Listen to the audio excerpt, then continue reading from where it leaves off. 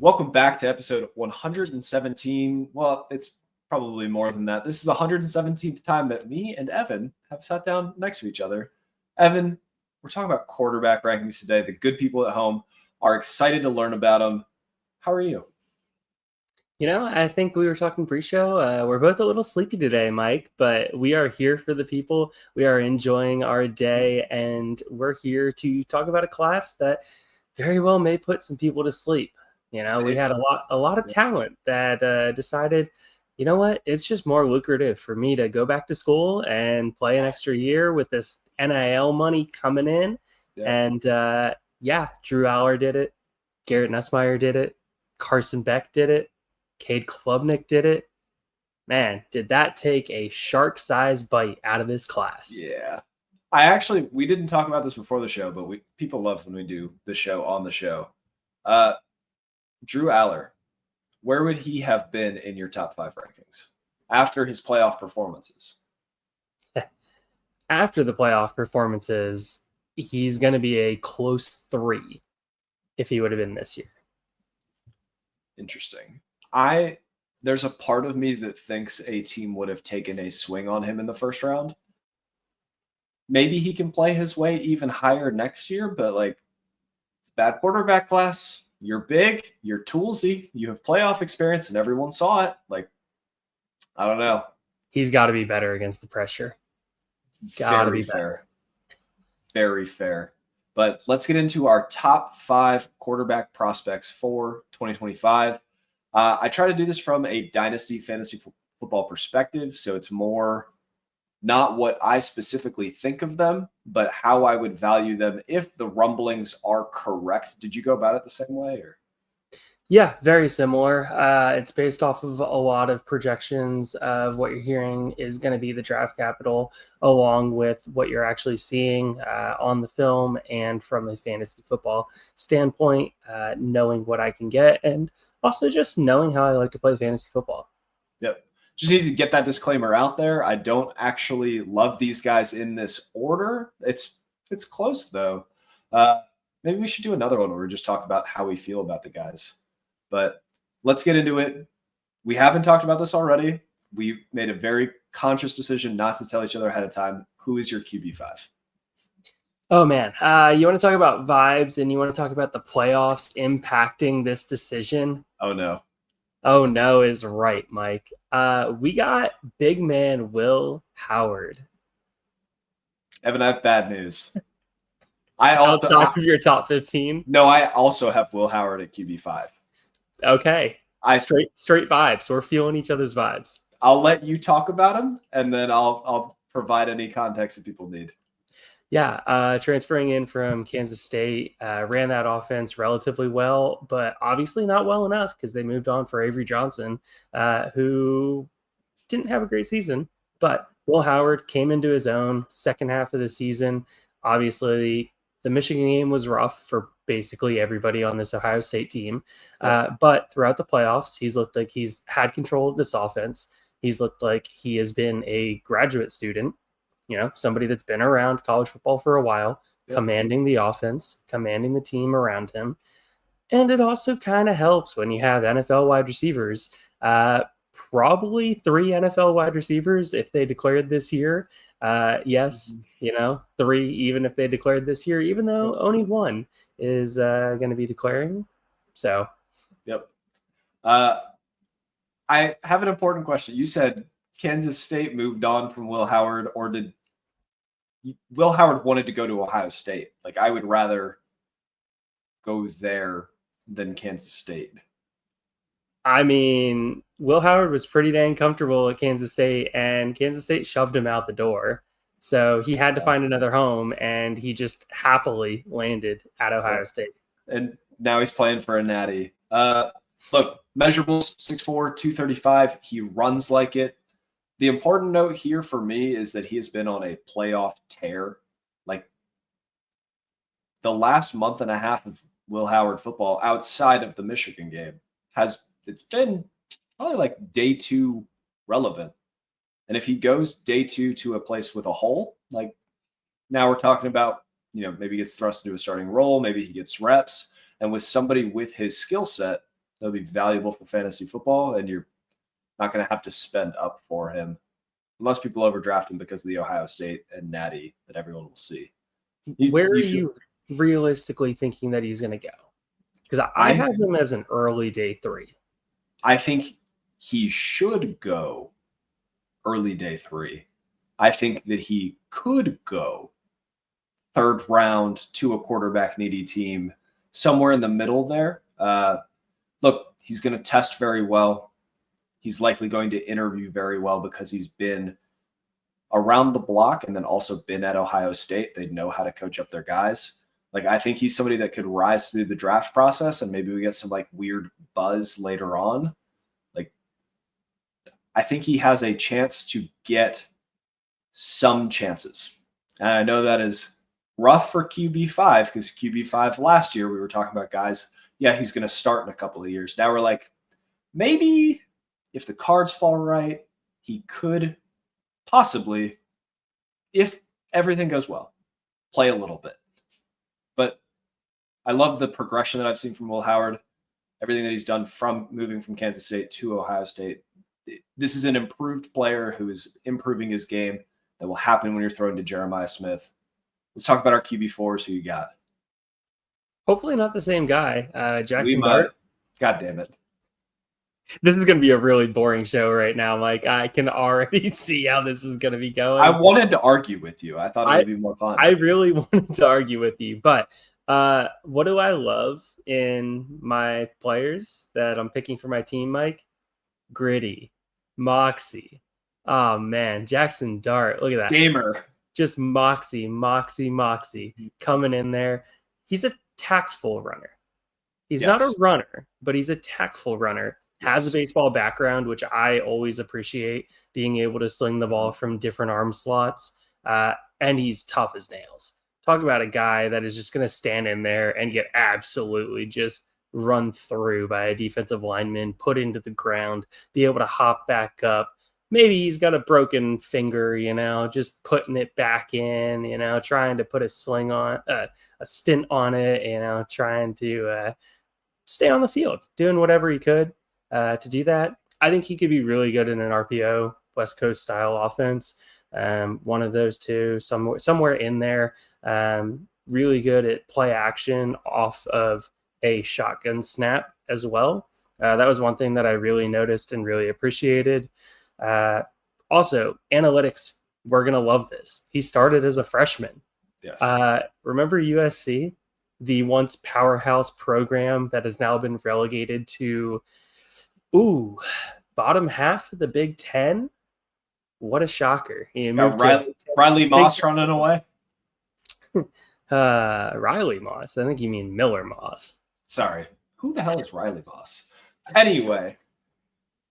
But Jackson Dart, I'm going to say something to you. No one's going to hear this. It's fine.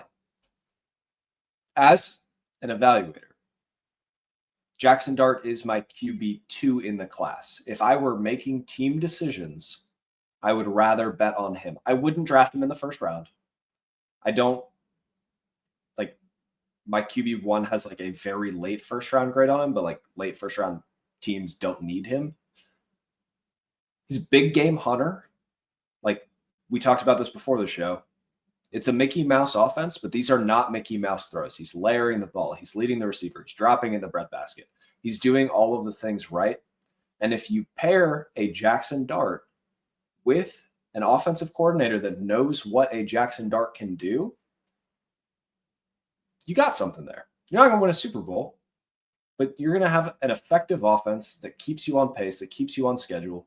And my comp for him, it's like if Will Levis wasn't a gambling addict. Like he has the same arm strength or comparable, same height, weight, same rushing ability, but rather than trying to truck a dude all the time, he only trucks a dude at the goal line, which I love to see.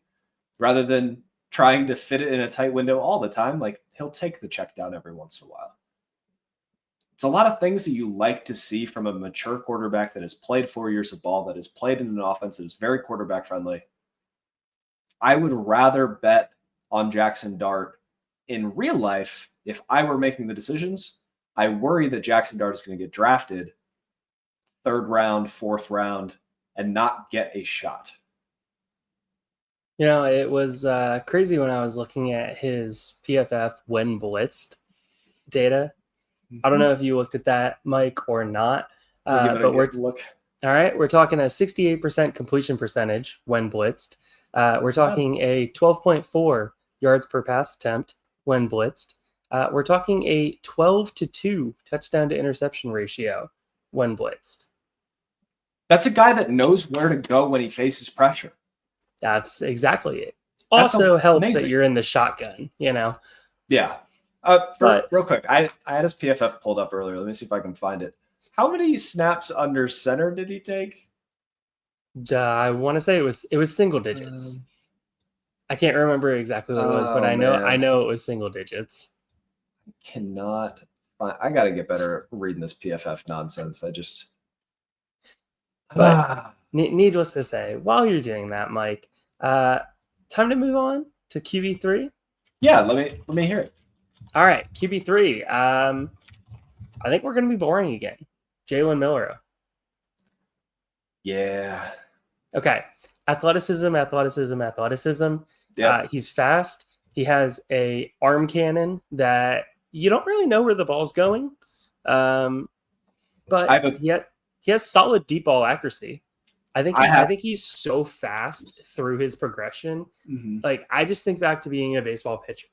When you go too fast through your motion and you're too twitchy in your drop back to be able to come over the top, all of a sudden, everything just sped up on you right there.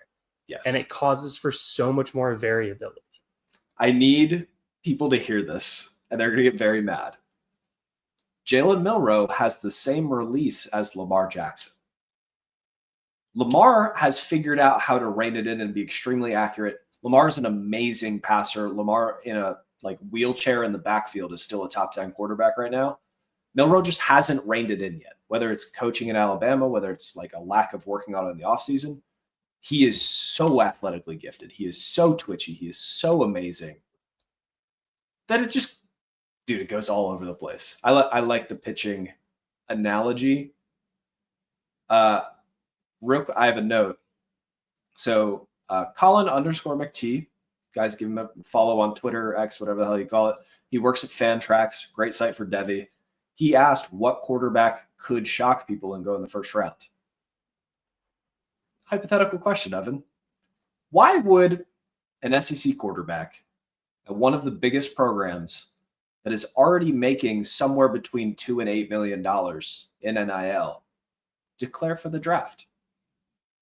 I mean, naturally, you would say that he got some good news from the scouting profiles that were coming out on him. Good news from his agent saying, hey, you got 1st and 2nd round grades. If it's 2nd round grades, I can understand going back to college. But at the same time, I think Alabama was pushing him out. I honestly think Alabama. I think DeBoer said, this is not the right kid for my system. This is not the right quarterback. He does not do what I need my quarterback to do. Doesn't make him a bad quarterback. Just means that he wasn't the right system fit. And why wasn't he the right system fit? Yeah. That 0 to 9 yards. Man, that short area passing. It is rough. All right. We're talking about a guy as well. Did you watch him scrambling out of the pocket trying to throw the ball on the run? Dude, sometimes it's a laser beam to a guy's face mask. Sometimes it's like 3 yards behind the guy in the safety's chest. Like it does not make sense. Okay, so I wrote down he's a runner, not a scrambler, which very much articulates exactly what I think is you give him the ball, you run a direct snap to him, and you run him on the outside between the tackles, any of it, because he has the size to be able to handle a couple between the tackle runs. Yep. So you have all of that. He can diagnose where a hole is going to be. You have that. He can make a defender miss in the open field. Fantastic. All right, cool. Stays on his primary wide receiver a little too long. And by a little too long, I mean a lot too long. Yeah. But at the same time, when you have Ryan Williams, you're probably going to do that pretty often. Very clearly the best wide receiver on this Alabama team. Not even close. And like second or third best wide receiver in the nation right now. As what did he just turned 18 like yesterday? Right. I would like to pose a hypothetical because people let's fast forward to dynasty drafts. Jalen Milroe goes back into the first to the Los Angeles Rams. Where would you draft him? Considering how McVay likes to run his offense, short area passing. Probably. McVay's like the girl that sees the moody guy at the bar. She's like, I can fix him. Yeah, let him try and fix him, and I will stay away while others overpay for him. That is the dream scenario for him. There's other options. He could go to Pittsburgh. He could go to the dream scenarios went away quickly. Like beginning of the second to one of Tennessee, Cleveland, New York, Vegas, the Jets. What are you talking about? New Orleans would be so much fun. Watch him constantly get pressured and have to just run for his life. That is fantasy. That is fantasy gold, dude. Right? In New Orleans, he's either running for his life or he's throwing deep bombs to Olave and Shaheed. I'm on board. This is what I'm saying here. Milroe to New Orleans, middle of the second round. Let's do it. Who is your QB2? It is the same as mine. It is Shedeur Sanders. Am I incorrect? Why do you have? I didn't think you were going to have Shedeur at 2. You thought I was going to have him at 1? Yeah. Tell me why I should have him at 1, and then I'll tell you why I don't. I don't know. I have Cam Ward at 1, so. Me too. Oh, man. Okay. We hang out too much. This is the problem. So Shedeur, when I'm watching him, I'm going to do a little bit of a throwback here. Mm-hmm. Remember Teddy Bridgewater at Louisville? Yes. All right. So you put that and Tua at Alabama, and you say he's somewhere between the two of them. All right. Not a bad quarterback. Before the injury in the NFL, Teddy was a solid quarterback. Mm-hmm. You're talking he could run an offense. It's a QB2. It's low end QB2. Teddy Bridgewater complimentary. Sure. Sanders doesn't turn the ball over. We'll give him that. But he hurts your offense by taking these 15-yard sacks because he trusts his athleticism and his ability to try and spin out of every defensive end and every free linebacker that comes for him. Yes. He's incredible in the intermediate game. That 10 to 19-yard throw, this past season, 68.4%. Fantastic processing once the ball's snapped. Yes. Takes care of the ball. Mm-hmm. All right. He's going to the Shrine Bowl, which I think is exciting. I can't wait to watch him. I mean, he's going to have another chance to impress without Travis Hunter, which will be really good to be able to see because he relied on Hunter a lot on the deep shots. Yeah. To win with athleticism there. When he's kept clean and not pressured, he's lethal, which tells me he is a in rhythm lethal quarterback. Mm-hmm. Puts himself out of rhythm way too often. 20.5% pressure to sack ratio. Mm-hmm. Oh boy, not great. Overconfident in extending the plays. Yep. Drifts backwards when he starts getting pressure, but not a good drifts backwards. It is not I'm trying to just give myself that little bit to be able to plant to drive into the throw. It's drift backwards to throw off my back foot, and the ball gets knocked out of his hands in the pocket. Mm-hmm. So ball security is an issue. 7 fumbles this year. Yeah. Yep. I'm going to go on a quick rant. Also, before I go on the rant, for the people who don't know, Will Howard from Ohio State, Jackson Dart, Ole Miss, Jalen Milroe, Alabama, Shedeur Sanders, Colorado by way of Jackson State. I don't know if we said that or not, but there's a lot of people at home that might be listening, like figuring out quarterbacks for the first time. That's where they all came from. Shedeur Sanders, listed 6'2", 215. I'm going to set the over-under at 205. You want the over or the under? I'll take the over. I think 209. If he bulks up for the combine and doesn't weigh it or doesn't run, Yeah, that's exactly what he'll do. Listen, he's ballsy Tua. He's Tua that thinks that he can extend the play, that thinks he's the most athletic guy on the field because he was at Jackson State. I think he picked up a lot of nasty habits there, being able to get away at a lower level of competition. Then he gets to Colorado and he wakes up and realizes like there are bigger boys out here. If we can see him continue to wake up and get a little more aware, and feel the pressure quicker, and rather than try to extend, make the throws that he already knows where to go. Like when I see him play, I see somebody that is scanning the field quickly, identifying where it needs to go. Then he feels pressure and tries to just make the throw, take the hit, be the pocket quarterback that you need to be. Because if he tries to run, he's going to get his crap rocked, respectfully. So I have him at QB2 for Dynasty Fantasy Football because the rumblings are real. Like, I believe he will go in the first round. And I think a first-round quarterback to some of the organizations that he could go to will have QB2 play around with. So for Dynasty, valuable. However, I'm drafting 5 or 6 running backs ahead of him. I'm drafting 2 or 3 wide receivers in front of him, drafting at least 2 tight ends in front of him. Like, I don't love a lot about his game from a ceiling perspective for fantasy football, but he can be a surgeon in real football and give you a couple of QB 18 to 19 seasons. Thoughts? Yeah. What's going to happen with Dion when Shedeur is struggling in an offense a little bit? The offensive coordinator isn't really figuring it out, trying to help Shedeur, but just isn't really putting it together. And all of a sudden, Dion starts getting in Shedeur's ear, telling him, you don't need to listen to that offensive coordinator. We got you figured out. Here's what you're doing. Uh-oh. Yeah.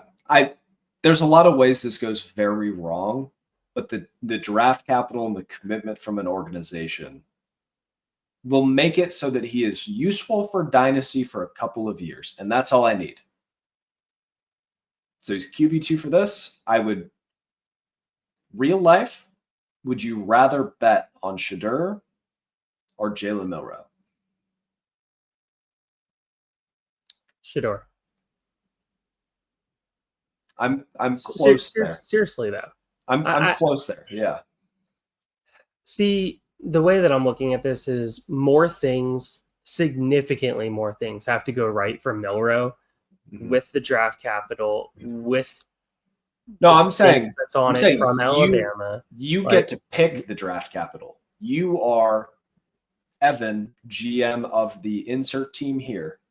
You're on the clock at 30. You don't have a quarterback. Yeah, no, it's still Sanders. He does enough things to be able to operate an offense efficiently enough to be able to do something with it. But enough disparaging comments there about. Let's talk about our QB1. About the QB2 in the class. So yeah, Mike, go ahead. QB1. All right, so I have Nathan Rourke out of Indiana. No, Cam Ward. Curtis Rourke. Curtis Rourke. God, dude, I'm all over the place with names tonight. It's that I think I still have baby spit up on my hoodie, but shout out babies. Cam Ward out of Miami, by way of Washington State, by way of Incarnate Word, where he won the Jerry Rice Award for Outstanding Freshman at Incarnate Word. So something to put a little feather in his cap. 6'2", 223. We talked about Shedeur, like 0% chance he's 215 unless he bulks up for the combine. Like Cam Ward's, he's a 220. It's a thick boy. And you can see it when he's facing pressure. Like, he's able to evade pressure in the pocket. He's able to break some sacks. He's able to break some tackles in the open field. There's two sides to the Cam Ward coin. One, he's exciting out of structure. You can see he's improved every single year as a passer, both yards, touchdown, and interception ratio, all those good things. Like, he plays a little bit loose, but kept his turnover worthy plays around 3%. Like, all of those things are positive. But all the things that people hated about Caleb Williams, like, it's Cam Ward has those sliders all the way up, brother. Like, plays out of structure a bunch, but I don't think he has the athleticism to do it at the next level. Like, likes to be Superman and take his team to the next level, but like, he's not Josh Allen on the field, so he's not Superman. I think what puts Cam Ward up there for me, you can see. So way early 2025 rankings, I was all about Quinn Ewers. I was very excited about his arm talent. He's just soft with some Charmin toilet paper. Like, he gets hit a couple of times, everything falls apart. You can see him in his feelings. Cam Ward will throw a pick six and then say, "Coach, we're going deep again." And the coach will be like, "Sure, we're doing it." And he'll throw a touchdown. Like, he has that killer instinct. He has that Bamba in him. Like, there's all the Mamba, not Bamba, Mo Bamba. He has all of those positive things inside of him. This quarterback class is cheeks, but he is the best of the cheeks. How do you feel about Cam? So I appreciate the fact that he started at Incarnate Word, started as a 0-star prospect. Yes. Started as a nobody because he came from a wing T offense. Nobody thought that he could actually be a passer. Really appreciate how hard he has worked throughout the years to be able to show exactly what he has. He trusts his arm way too much. Yep. But he's got a dang good arm. I'll give him that. I mean, it's above average. Yeah. Okay. Above average, Mike says. Processing speed took a leap with each college step, which I really appreciate, being able to see himself be able to elevate. He can be a weapon in the running game, but he isn't a runner. Yes. All right. He is solid when blitzed, stands in there, holds his own, able to throw into the blitz, elite deep ball, elite intermediate. Okay, cool. Trust his arm too much, and a weakness, ball security, once again. Man, what is up with this quarterback class and ball security?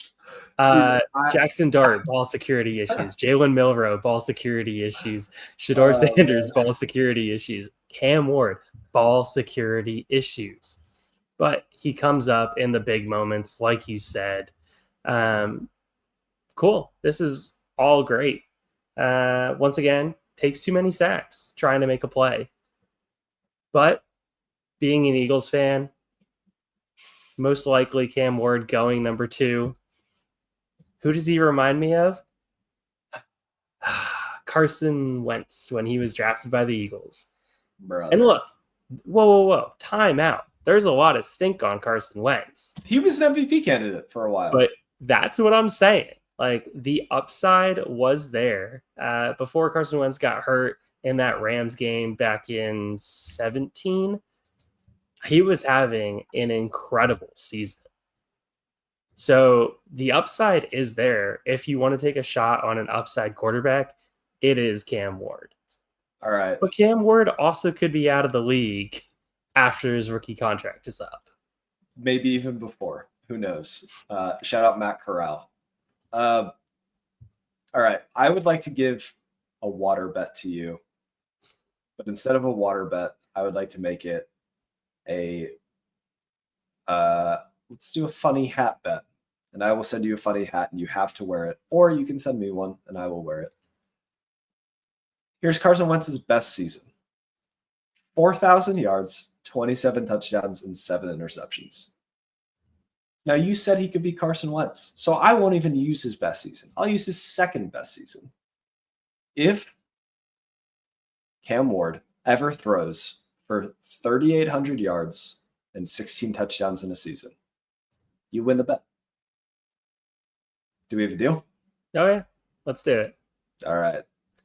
Cool. So bottom line, the quarterbacks are cheeks, but there's a couple that could be values. We were talking about this before the show.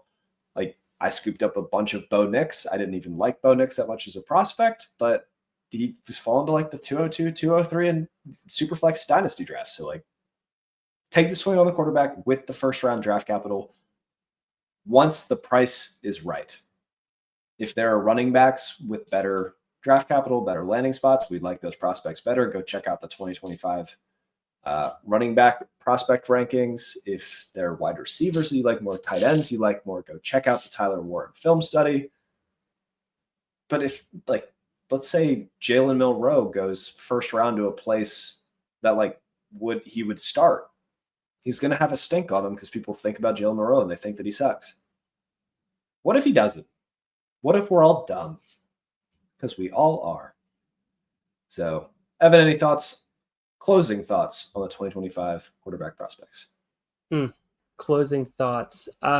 Would you take Penix over any of the QBs in this class? Pre-draft, I'd take him over all of them because I know he has a starting job.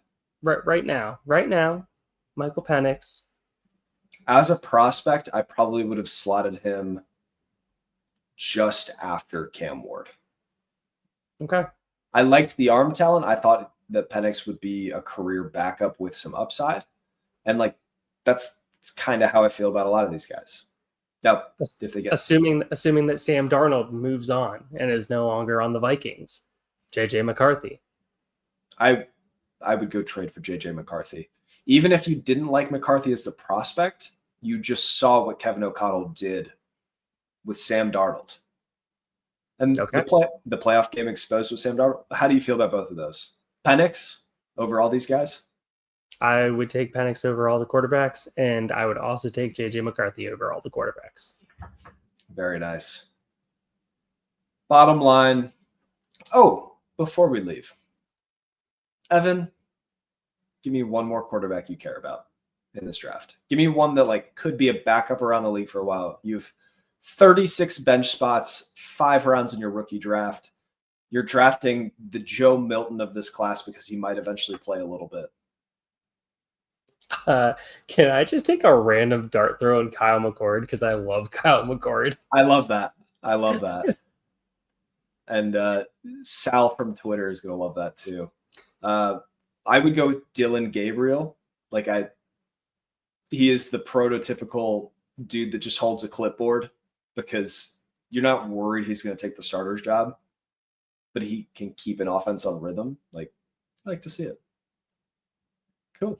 Well, orphan season for Dynasty Leagues. If you want to inherit an orphan, and we're talking about Dynasty fantasy football teams, not the children, DM Evan at FFRPGPod or me at FFMikeCash. We got a bunch of guys that are bouncing from leagues and inviting us to startups later, and we hate them, but we love you. So we want to give that opportunity to our listeners first.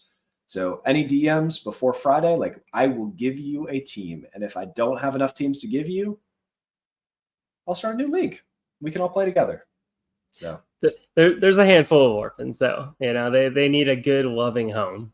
Well, our listeners are going to flood your DMs and want to hang out with us. So let's do it. Love it. As always, this is Mike. That is Evan. Evan, I love you. Have a great night.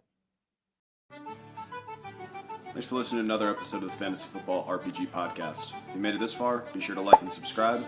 If you want to check out written content, head over to lastwordonsports.com. Don't let the goblins get you.